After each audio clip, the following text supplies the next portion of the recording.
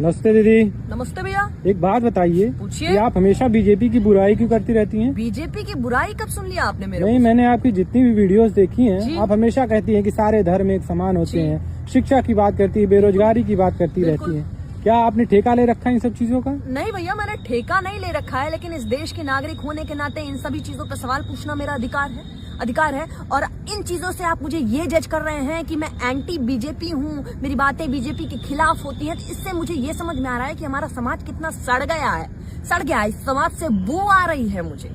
ना ही मैं बीजेपी के साथ हूँ, ना ही मैं कांग्रेस के साथ हूँ, ना ही मैं सपा के साथ हूँ, ना ही मैं बसपा के साथ हूँ, और ना ही मैं आम आदमी के पार्टी के साथ हूँ, क्योंकि मुझे ये बात पता है कि ये जो पार्टियां हैं ये हमारे देश के लिए बनाई गई हैं, ये हम सब नागरिकों के लिए बनाई गई हैं कि हमारे देश को आगे बढ़ा सके, ना कि देश इन पार्टियों को आगे बढ़ा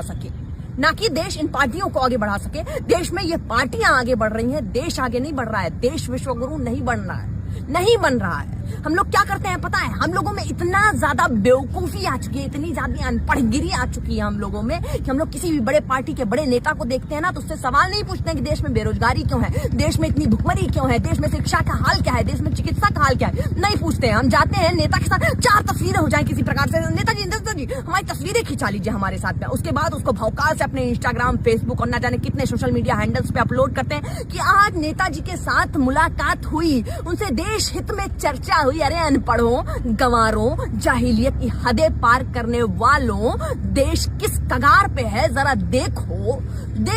और तुम लोग सवाल पूछने वाले को anti BJP, anti Congress, anti SP BSP कर रहे हो। यही देश का काम कर रहे हो तुम लोग, जाहिल कहीं के, अनपढ़ कहीं के।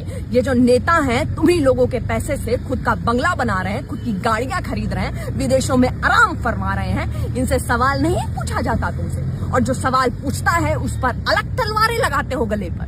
कब सुधरोगे अनपढ़ो, कब सुधरोगे? नहीं सुधर पाओगे तुम लोग। पता है क्यों?